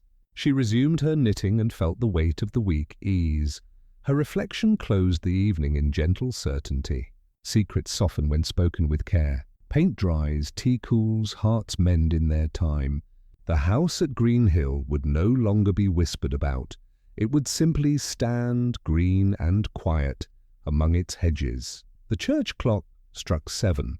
A new calm filled St. Mary Mead, as if the whole village exhaled. Miss Marple's needles moved slower now. The row would finish neatly at the turn. She looked toward the window. A light burned faintly in the distance, perhaps from the vicarage, perhaps from Greenhill Cottage. It shone not as mystery, but as peace earned through gentle truth. She whispered to the still room, more thought than sound. And so all phantoms fade, once the living forgive. Chapter 7. The wind turned sharp over St. Mary Mead. Clouds gathered like folded wool across the sky. Rain tapped on windows, soft at first, then certain. The village took on the hush of listening. Miss Marple drew her curtains half closed. The air smelled of wet stone and coal smoke. She placed her knitting aside and stood at the window. Across the hedge, the lamp at Greenhill Cottage burned steady and pale. Evening deepened. A cart passed in slow rhythm. A voice called for a dog and faded with the sound of hooves. Somewhere, the church bell struck 6 and was gone. She turned toward the fire and poured tea. The kettle hissed like a contented whisper. Rain began again, harder now, tracing the glass with silver lines. A knock came at her door. It was Mrs. Price Ridley, wrapped in her brown coat. She said the storm would break heavy and someone ought to see to Greenhill. She said lights had flickered in the attic twice before dusk. Miss Marple nodded with calm composure. She fetched her umbrella and shawl. She said storms unsettle more than roofs. Mrs. Price Ridley muttered about strange tenants and hurried away. The lane was slick and dark underfoot. Trees leaned close, their branches murmuring in the wind. Miss Marple's umbrella tilted slightly against the gusts. Rain found the edges of her coat and ran down in threads. When she reached the cottage, she saw the gate half open. The hinge creaked, but the sound was lost in the weather. The windows showed faint light, neither bright nor dim, like thought caught between waking and sleep. She knocked once. The door opened to Mr. Lyle, candle in hand. His face looked drawn, but his voice stayed calm. He said the wind had cut the power. He said he was glad for company. Inside, the air smelled of candle wax and wood smoke. The portrait above the hearth glimmered in uneven light. Shadows danced across Helena's painted eyes. The brass box sat open on the table. Miss Marple laid her umbrella near the fire. She asked if he feared the roof might leak. He said no, but storms made him restless. He said they always had. The first flash of lightning showed the room in full. For a moment she saw a second figure near the door. Then darkness fell again. She turned her head, but the space was empty. Mr. Lyle relit the candle and smiled faintly. He said she must think him nervous. She said, "Fear is only memory looking for a face." He did not answer. A first clue showed itself in the candle's flicker. The flame leaned not toward the open window, but toward the inner door. A draught came from the stairwell where no door should have opened. She asked if the attic latch still rattled. He said it did, though felt had been fitted. He said he meant to mend it properly when dry. She suggested they look while the storm kept them in. He hesitated, then fetched another candle. The flame shivered as they climbed the narrow stair. Shadows pressed close on the walls, stretching and folding with each step. At the landing, the air turned colder. Rain tapped above like fingers on a lid. The latch hung straight, yet faint movement came from within. Mr. Lyle raised the candle and paused. He opened the door with care. The attic lay much as before, trunks, boxes, the small table. Yet the curtain by the dormer window swayed, though the pane was shut. Miss Marple stepped forward and felt the air. A second clue revealed itself in that moment. The ink bled faintly where rain had touched it, proving the letter had been moved recently.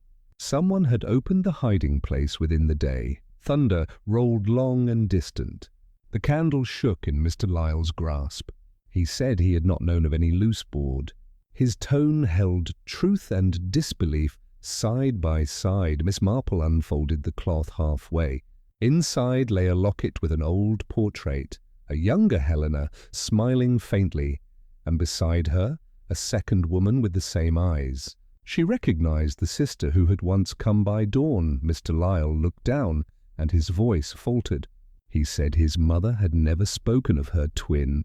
He said she had called her lost to the family. He said Helena must have hidden both picture and proof. A third clue came clear through the storm's noise. The phantom in the attic had not been a spirit, but a living woman. The watcher came by night to guard what Helena left unfinished. Miss Marple replaced the cloth gently.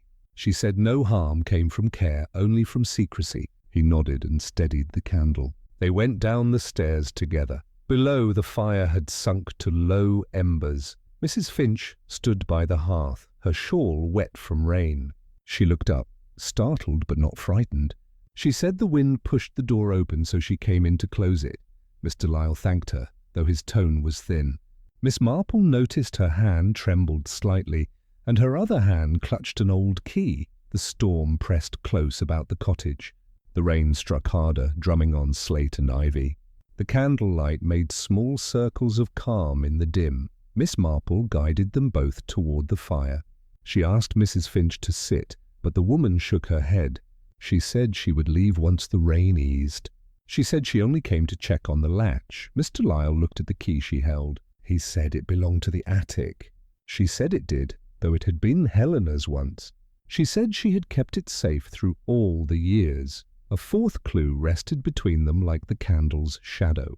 The key bore a nick near its ring, the same mark as the tea-towel stain from the vicarage. It had been handled and wiped many times, always in secret care. Miss Marple spoke softly. She said the attic held no harm now, only letters that wanted reading. Mrs. Finch's shoulders eased a little. She said she had not meant deceit, only duty. She said Helena's sister came once every winter, silent and cold from travel. She said they met here by candlelight to make sure the papers remained safe. She said the sister feared the will might be changed or forgotten. Mr. Lyle sat with both hands on his knees. His eyes were steady now, not fearful. He said he understood more than before. He said guilt travels easily when memory has gaps. Miss Marple poured tea from the pot on the hob. Steam rose and softened their faces. She placed cups before them both. The warmth carried a scent of lavender and damp wool. A fifth clue appeared in the pattern of the moment.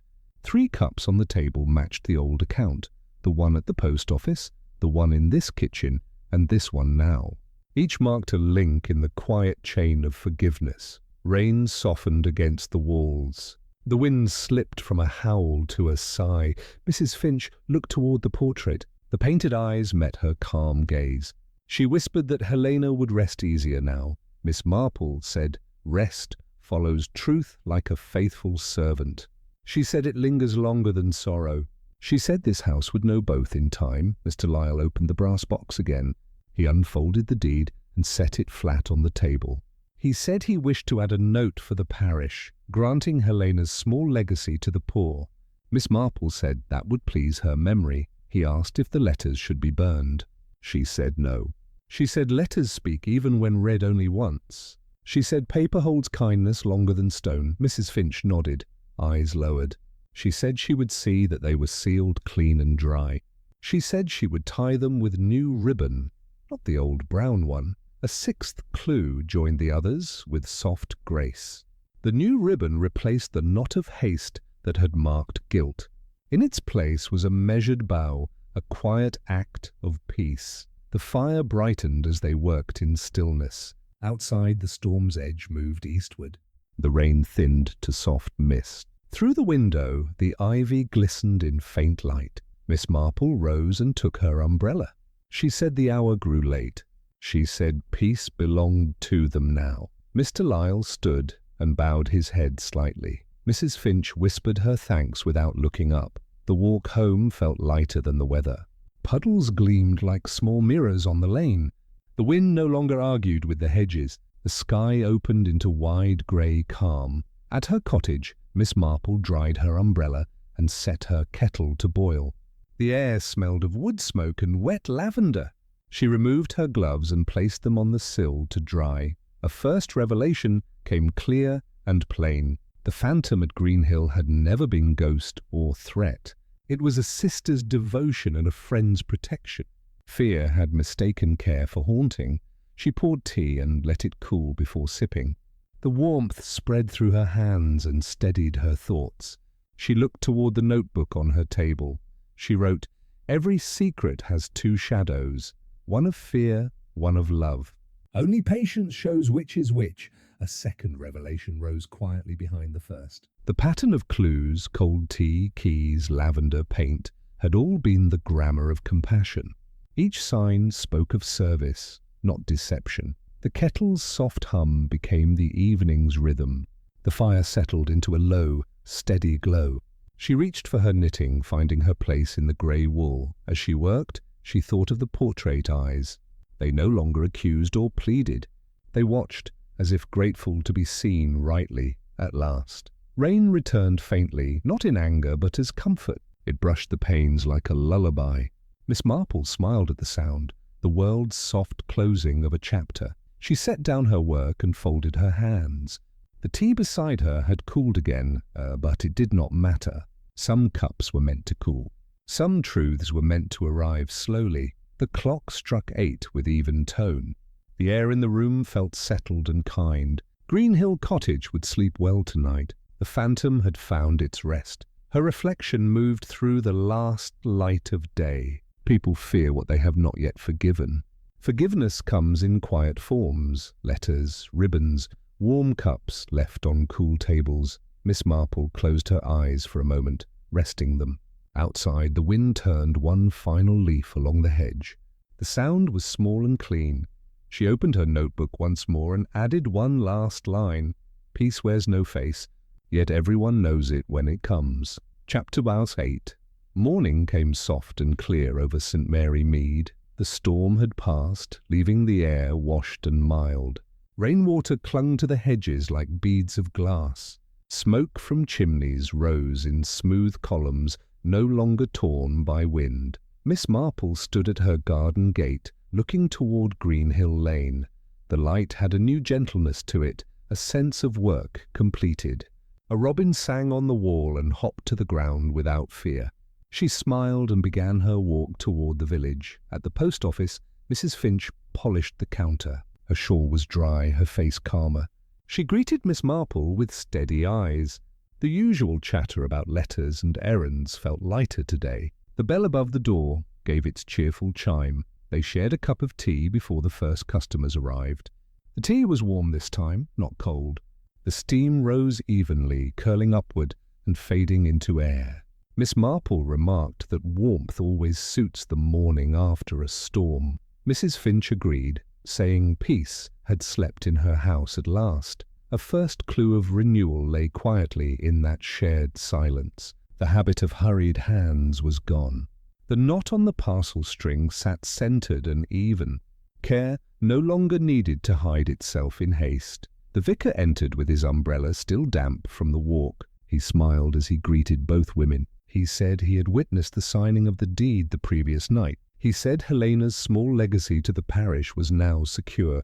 Mrs. Finch's eyes glistened, but did not fall to tears.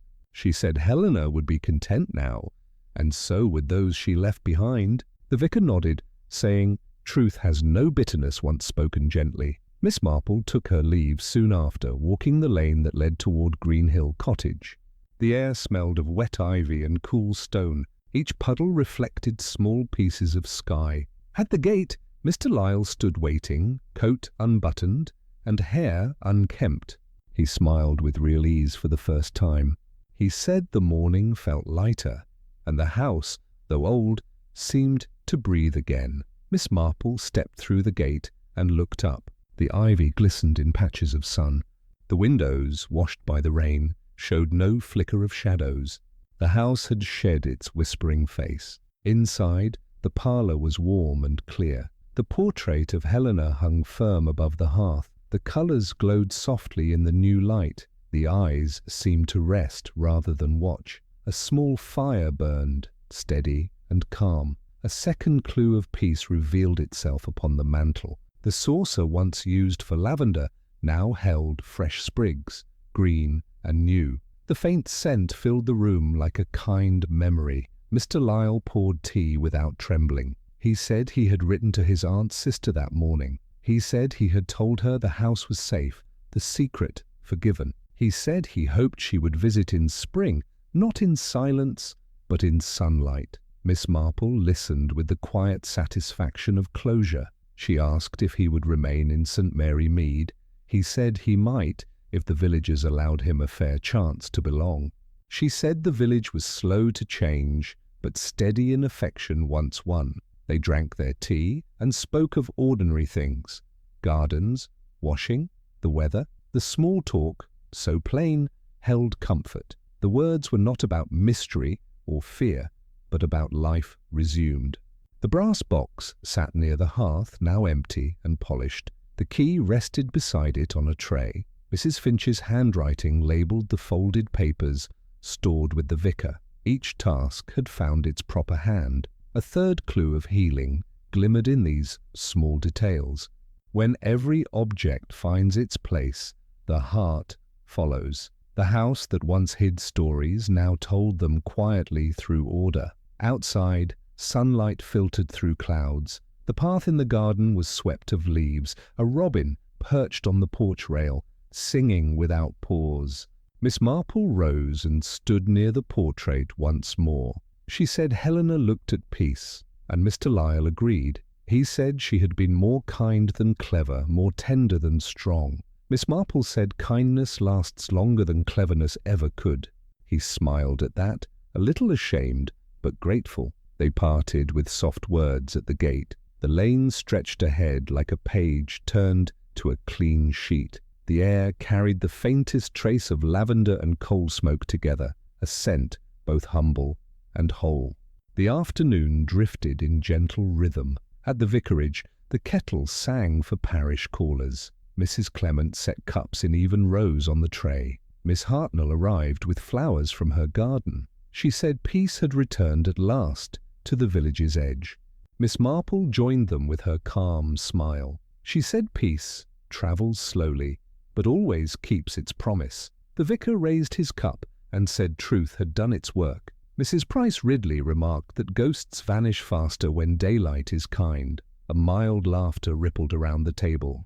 Talk turned to the bazaar, to the hymn for Sunday, and to the state of the church roof. No one mentioned Greenhill directly, though everyone thought of it. A first moment of quiet grace settled like warm cloth. The storm's memory had turned into a story already softened for retelling. The phantom had become a tale to fill over-tea afternoons, no longer a cause for fear. Miss Marple watched the light touch the vicarage curtains. She thought of Helena's portrait, of Mrs. Finch's steady hands, and of Mr. Lyle's worn eyes now gentled. She thought of how each clue had not accused, but revealed compassion. She left the vicarage before dusk, walking the path home through the green. Children skipped rope in the lane. The baker's boy whistled as he locked his door. The world seemed smaller again, comfortably so. At her gate, she paused and looked up. Her cottage window glowed with lamplight. Inside waited her chair, her kettle, and her half-finished knitting. She felt the deep stillness that comes only when stories rest. A second symbol of peace revealed itself upon entering. The lavender sprig in the saucer had dried to silver grey, but its scent remained. It was not strong now, only gentle enough to remind, not to haunt. She lit her lamp and sat with her tea. The fire murmured low, each ember a small heart beating in content rhythm. She took up her grey wool and began a new row. Her thoughts moved quietly as her fingers worked. Each mystery, she reflected, begins with talk and ends with understanding. Fear and gossip are sharp tools, but forgiveness mends the cuts they make. A third and final reflection drew itself in her mind. The phantom had never been meant to frighten. It had been love's last duty, carried out by hands too shy to speak. When truth was given voice, the spirit of kindness remained, and the shadow fled. Outside, the wind had gentled to a whisper through bare branches. The church clock struck 7. Each note carried steady and clear through the calm air. Miss Marple placed her knitting aside and stood by the window. Across the green, a faint light shone in the cottage attic. Steady, quiet, ordinary.